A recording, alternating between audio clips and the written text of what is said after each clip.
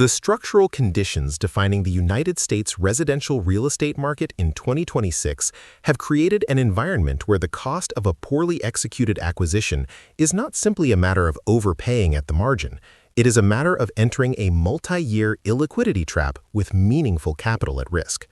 Elevated financing costs relative to the pre-2022 baseline, a supply environment that remains constrained in desirable submarkets, and a buyer pool that is simultaneously more financially stretched and more analytically sophisticated than at any prior point in recent memory, have combined to produce a market where execution quality determines outcomes to a degree that many first-time and repeat buyers are not prepared for. The 10 mistakes we are examining are not rare occurrences reserved for unsophisticated participants. They are systematic errors that appear consistently across transactions at every price point, and their consequences, measured in compressed resale timelines, reduced buyer pools, and degraded net returns, can persist for the full duration of a 10-year holding period. The first and most consequential mistake is purchasing at the ceiling of mortgage qualification rather than within a financial model that accounts for the full cost of ownership. Lenders calculate debt-to-income ratios using the principal and interest payment, property taxes, and insurance, but qualification at a given ratio does not constitute a recommendation to borrow at that figure.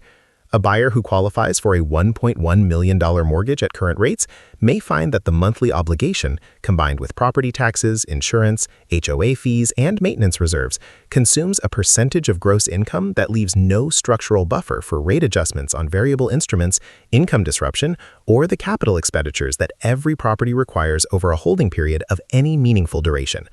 The practical consequence is not merely personal financial stress, it is a reduced capacity to hold through market softness. Forced sellers in a buyer's market are, by definition, price takers, and a sale executed under financial duress rarely produces the exit multiple that the original acquisition thesis projected.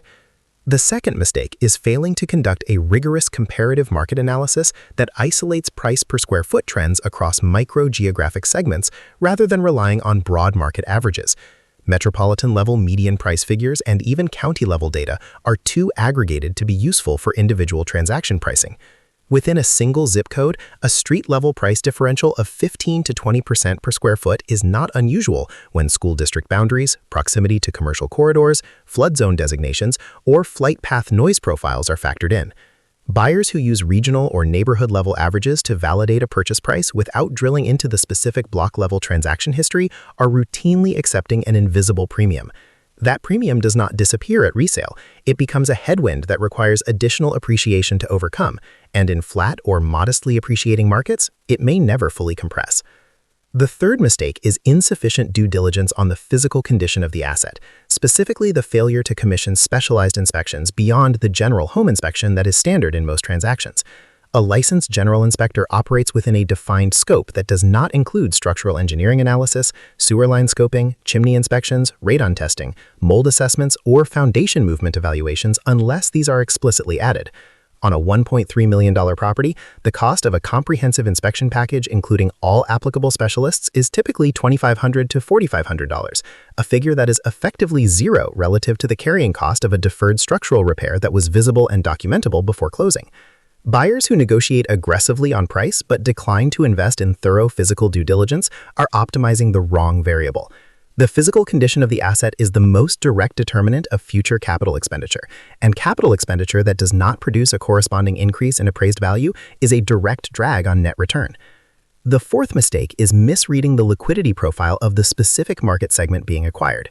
Every residential submarket has a clearing velocity, a characteristic number of days on market before a correctly priced property transacts, and that velocity varies substantially by price band, property type, and geographic location.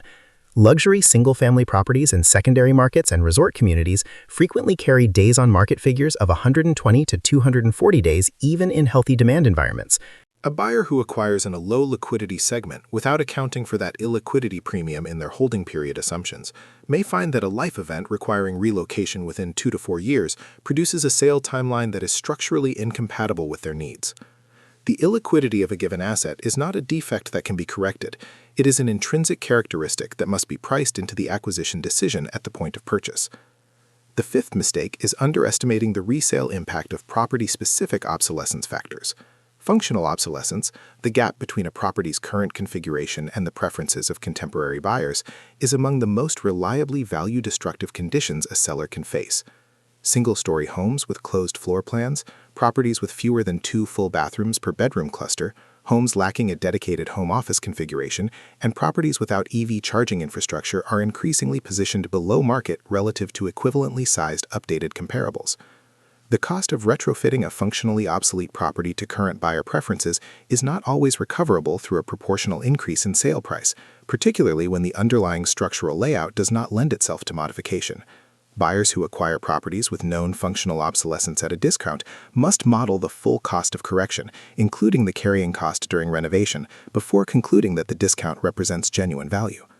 The sixth mistake is acquiring in flood zones, wildfire interface zones, or other climate-exposed geographies without fully underwriting the insurance cost and insurability trajectory. As documented extensively in actuarial data from 2023 through 2025, private insurance markets have materially repriced or withdrawn from significant portions of the United States where catastrophic loss exposure has been reassessed. The practical implications extend beyond premium cost.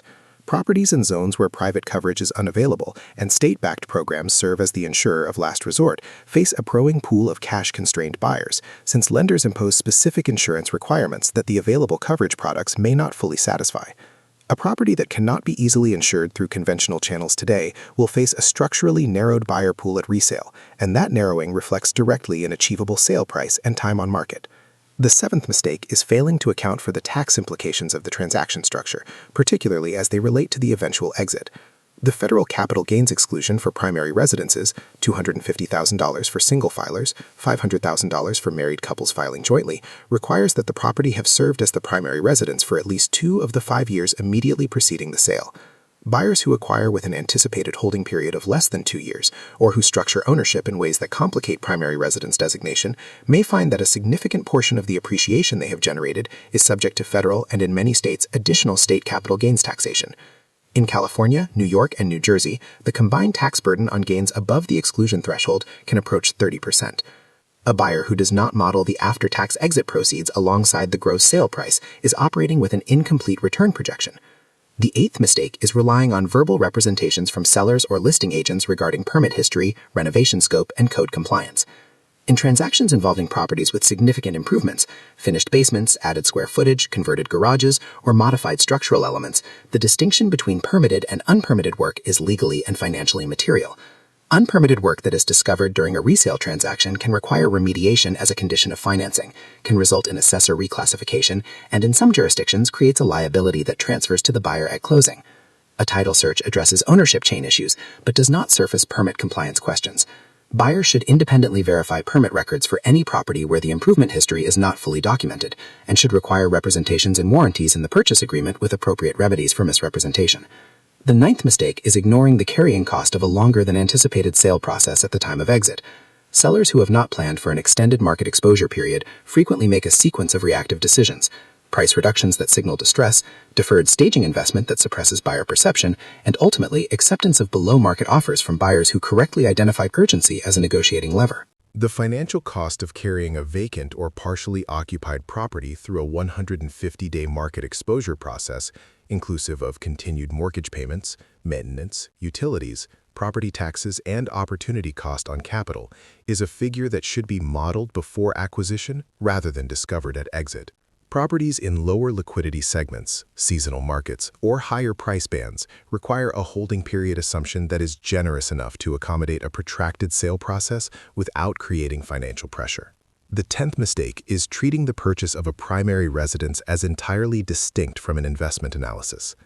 The two objectives are not identical, but they are not mutually exclusive.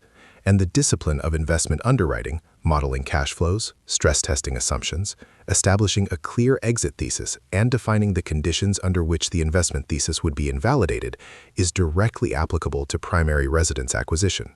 Buyers who evaluate a home exclusively on the basis of lifestyle preference and emotional resonance, with no systematic analysis of the financial characteristics of the asset, are accepting an informational disadvantage relative to the market. They may overpay, underestimate carrying costs, or select asset types and locations that systematically underperform the broader market on a total return basis. Neither outcome is inevitable, but both are substantially more likely in the absence of analytical discipline. The buyers who will demonstrate the strongest capital preservation outcomes over the next 10 years will be those who approach residential acquisition with a rigor commensurate with the capital they are deploying. That means modeling full carrying costs across a range of scenarios, underwriting the physical condition of the asset with professional-grade inspection support, understanding the liquidity profile of the specific market segment, and maintaining a clear exit thesis that accounts for tax, transaction cost, and market cycle dynamics. The residential real estate market in the United States continues to offer genuine long-term value for buyers who execute with precision. The errors outlined here are not unavoidable. They are the predictable result of insufficient preparation. Eliminating them is not a guarantee of outperformance, but it is the precondition for it.